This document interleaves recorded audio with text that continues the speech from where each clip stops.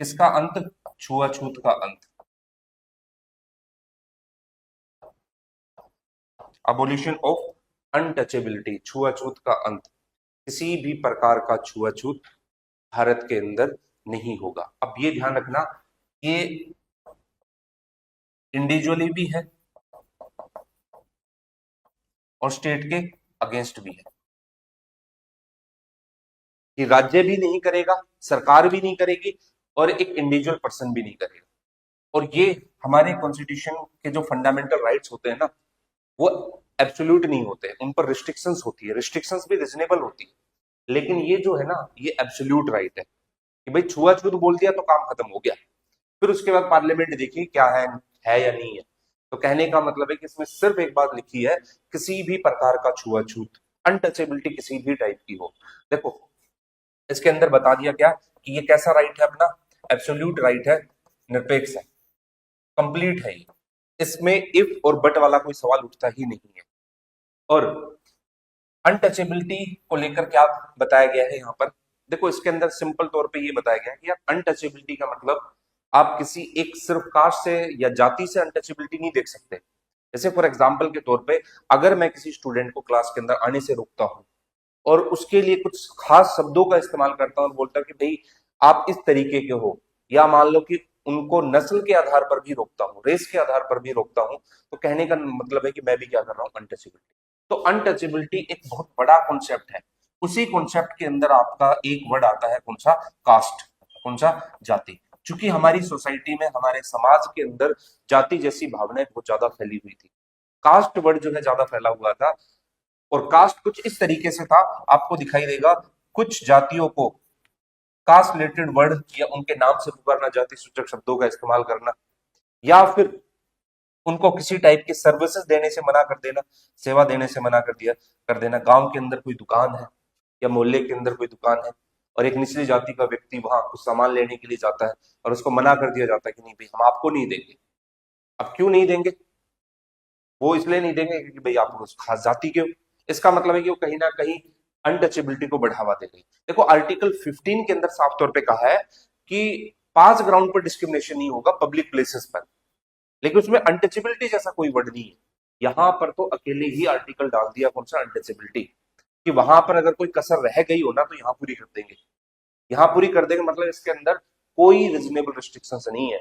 बाकियों के अंदर तो आप रिस्ट्रिक्शंस पढ़ रहे हो कि रिजर्वेशन है तो रिस्ट्रिक्शंस है, पार्लियामेंट कुछ लॉ बना रही तो उसमें रिस्ट्रिक्शंस है, लेकिन यहां पर कोई रिस्ट्रिक्शंस नहीं है। और जब अनटचेबिलिटी आएगी तो अनटचेबिलिटी एक बहुत ब्रॉडर कॉन्सेप्ट है।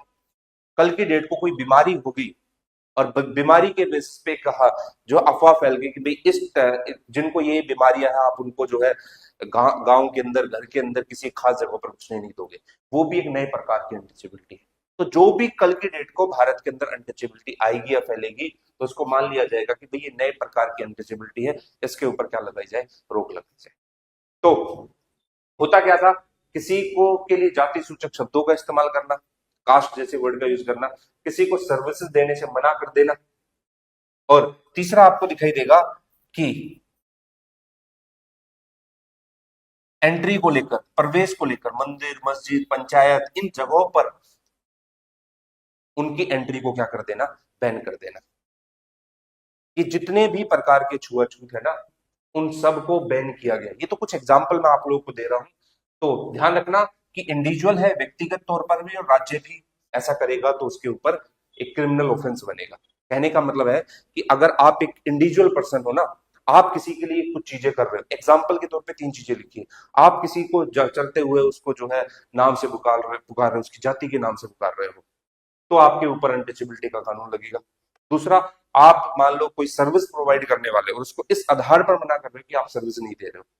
अब देखो, चूंकि ये इतना भयंकर कानून है ना, अनटचेबिलिटी का एक्ट, क्योंकि हमारे समाज की बहुत बड़ी समस्या थी ये, और समस्या को सोल्व करने के लिए कानून भी बड़ा होना चाहिए था। कानून बड़ा होने का मतलब है कि भी गिरफ्तारी का आदेश दिया जाना चाहिए था।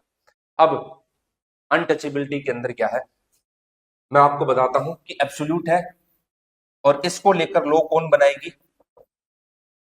पार्लियामेंट क्या बनाएगी? लॉ बनाएगी, संसद कानून बनाएगी। और संसद ने कानून बनाया भी। कौन बनाएगी कानून? संसद कानून। और ध्यान रखना कि ये जो अनटचेबिलिटी है, इस पे सिविल प्रोसीडिंग नहीं होती। ये कैसा ऑफेंस है? क्रिमिनल ऑफेंस है। तो सरकार ने इसको एक आपराधिक गतिविधि के अंदर शामिल किया है, एक क्रिमिनल ऑफेंस है। और सबसे बेकार चीज इसके अंदर पता है क्या है? कि अनटचेबिलिटी के अंदर यहां पर माना गया है कि जो शिकायत करेगा वो निर्दोष है। उल्टा होता है। हमारे यहाँ पर ना कोर्ट मौका देती है, मतलब सामने वाला अगर कोई शिकायत करता है ना, तो कोर्ट मान के चलती कि निर्दोष है। कि भाई एक अपराधी जो है, 100 अपराधी, 10 अपराधी, कितने अपराधी छूट जाए, कि निर्दोष नहीं मारा जाना चाहिए। उसको मौका दो, प्रॉपर सारी चीजें होती है। लेकिन इसके अंदर क्या है? जब अगर किसी ने शिकायत कर दी तो मान के चला जाएगा कि भाई तुम प्रूफ करो कि भाई तुमने ऐसा नहीं किया। बाकी केस के अंदर उल्टा होता है, ऑपोजिट होता है। लेकिन यहाँ पर क्या है, बर्डन ऑफ प्रूफ की थ्योरी जो है यहाँ पर आपको अलग दिखाई देगी। तो ये सीधे के सीधे निकल गया क्रिमिनल ऑफेंस है। और जब अगर किसी ने ऐसी चीजें शिकायत दर्ज करा दी, शिकायत दर्ज कराई, तो उसके अंदर फिर सामने वाले को प्रूफ करना पड़ेगा, भाई साहब मैंने ऐसा नहीं किया। और हमारे यहाँ पर होता भी था कि लोग ना जाति चीजें, जैसी जाति ऐसी चीजें फैली हुई थी।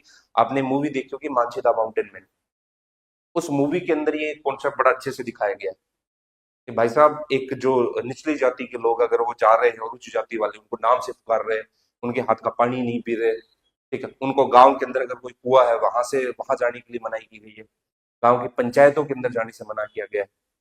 और इतने इतने सारे रूल रेगुलेशन बना रखे हैं कि छुआछूत बहुत बड़े लेवल पर फैला हुआ है। और हो ना हो, आज भी हमारे समाज की समस्या दिखाई देगी, प्रॉब्लम दिखाई देगी। आप भले ही गांव में चले जाओ, भले ही शहरों में चले जाओ, कुछ एक जगहों पर कम हुई है, लेकिन एट द एंड दिमाग के अंदर जाति जैसी चीजें रहती है। इसलिए बोलते हैं कि जाति वो है जो जाति नहीं है, जन्मजात मिल जाती। कि अगर आप एक किसी भी कास्ट के अंदर पैदा हुए हो, तो आपके ऊपर ये मोहर लग जाएगी उस जाति का। और उस जाति से ही उसका करेक्टर डिसाइड कर लेते हैं लोग। और तो और छोड़ो, इवन आपको यहां तक इतना तक भेदभाव दिखाई देगा कि कहा जाता है कि भाई जन्म से पहले और मरने के बाद आदमी का ना कोई धर्म होता है, ना कोई जाति होती है, कुछ नहीं होता, वो सारे बंधनों से मुक्त होता है। लेकिन जब उसकी डेथ होती है, अंतिम संस्कार होता है, जलाने जाया जाता है। हमें हमारे सनातन धर्म के अंदर जलाया जाता है। तो जब जलाया जाएगा, तो भाई कई गांव के अंदर यहां तक भी मैंने देखा है कि जो हरिजनों के जो स्वगृह होते हैं वो बिल्कुल अलग होते हैं, कि वहां पर वो जलेंगे, वहां पर। अब ये कहीं ना कहीं एक तरीके का बहुत बड़ा छुआछूत है। तो ध्यान रखना, इंडिविजुअल स्टेट दोनों के लिए बनाया गया है। और कौन लॉ बनाएगी, कानून कौन बनाएगी? संसद कानून बनाएगी। और संसद को बोला कि भी इस पे क्रिमिनल ऑफेंस मानो, आपराधिक गतिविधि मानो। और इसी को ध्यान में रखते हुए, इसी लॉ को ध्यान में रखते हुए सरकार ने बनाया था अबोलिशन ऑफ अनटचेबिलिटी एक्ट।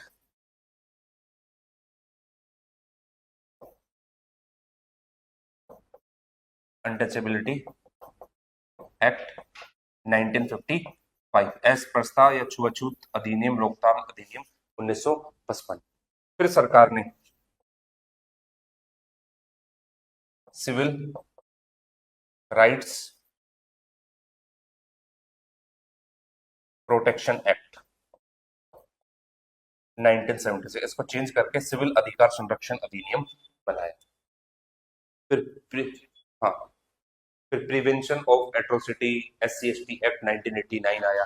फिर उसी SC/ST एक्ट 1989 के अंदर 2015 में, 2018 में, 2019 में टाइम टू टाइम उसके अंदर क्या होते आया है, बदलाव होता है।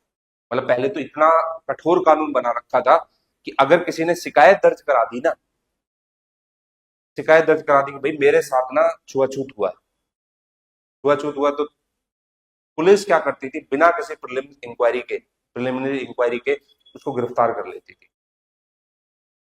और गिरफ्तार करने का ऐसा हो कि भाई उसको मौका ही नहीं दिया। और इस कानून का जो है आगे चलकर बहुत ज्यादा मिसयूज होने लगा। इसलिए सरकार ने जो SC/ST एक्ट था, अब हालांकि हमें एक्ट के ऊपर नहीं जाना, जैसे आप मध्य प्रदेश वगैरह का एग्जाम दोगे तो उसमें ये एक्ट पूछ लेता है। SC/ST एक्ट है, इसके अंदर 2015, 2018, 2019 इसके अंदर क्या हो गया, अमेंडमेंट हो गया, संशोधन हुआ। और फिर उसके अंदर भी फिर सजा ऐसे डिसाइड होती है कि भाई आपने एंट्री को लेकर रोका है, या उनके साथ कुछ यौन शोषण हुआ है, या फिर उनके लिए कुछ जाति सूचक शब्दों का इस्तेमाल हुआ है। ये सारी की सारी चीजें देखी जाए। मतलब इवन केस तो यहां तक हो गया कि एक लड़का एक लड़की को पसंद करता था और उससे बोलता था कि हाथ मिला, और लड़की मना कर देती थी कि नहीं मिलाऊंगी हाथ, और 3 से 4 बार उसने कोशिश की, हाथ मिला। लड़का था एससी कैटेगरी का, निचली जाति का था। उसने जाकर कोर्ट में केस कर दिया लड़की के खिलाफ और कहा कि जज साहब ये जो है ना, ये जो आप लड़की देख रहे हो, इसने मेरे साथ छुआछूत किया है, इसको जेल में डालो। अब कोर्ट भी कहे, देखने लगा कि यार कानून का पता नहीं क्या से क्या मतलब निकाले थे। फिर वहां पर आया कि भाई ये राइट टू लाइफ से ऊपर कुछ भी चीज थोड़ी ना हो सकती, प्राइवेसी से ऊपर थोड़ी ना, कहीं पर दिखाई थोड़ी ना दे रहा कि छुआछूत हुआ है। इसने तो केस किया है कि भाई मेरे से हाथ नहीं मिला रही है। और बात तो उसकी भी कहीं ना कहीं ठीक थी। पहले ये होता था कि उच्च जाति वाले जो लड़के होते थे, उच्च जाति वाले जो लोग होते थे, निचली जाति वालों से हाथ नहीं मिलाते थे। अगर कोई आ रहा है सामने से, वो मना कर, नहीं भाई, कुछ बोलते नहीं थे, लेकिन समझ में आ जाता था कि भाई इसलिए हाथ नहीं मिलाया, हम किस जाति के, निचली जाति के। मतलब मैंने तो इतना तक भेदभाव देखा है कि मान लो कि भाई कुछ लोगों का ग्रुप है, आपस में खेल रहा है, क्रिकेट वगैरह का मैच हो रहा है, तो निचली जाति वालों को ऐसी जगह खड़ा किया जाता था जहां सबसे ज्यादा गंदगी होती थी। मैंने अपने गांव में भी ये खासकर चीजें देखी हैं। ऐसी जगह पर जहां सबसे ज्यादा गंदगी होती थी, और उनके अगर वो एक चारपाई पर, मतलब एक खाट वगैरह लगी हुई है, और वहां पर अगर उच्च जाति के लड़के बैठे होते, निचली जाति वाले नीचे बैठे हैं। गांव के अंदर अगर कोई प्रोग्राम हुआ है खाने पीने का, तो निचली जाति वालों को नीचे बैठ के खाने का होता था कि भाई आप नीचे बैठ के खाओगे, ऊपर जो है नहीं बैठ सकते, बराबरी नहीं कर सकते। ये छुआछूत था, ये भेदभाव था।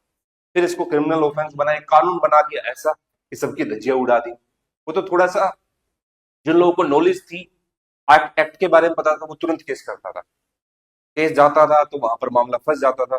फिर एक एंटिसिपेटरी बेल का भी प्रोविजन आया था कि भाई अगर गिरफ्तार करने आते थे तो पहले से बेल लिए हुए रखता था। देखो पुलिस आएगी क्योंकि मुझे लग रहा है कि मेरा पड़ोसी मेरे ऊपर केस करेगा, और केस करेगा तो एंटिसिपेटरी बेल दे, देखो जी मैंने बेल ली हुई है, आप मेरे को गिरफ्तार नहीं कर सकते। तो ये सारे के सारे मामले चलते थे। फिर इसके अंदर क्या हुआ, फाइनली अमेंडमेंट हुआ।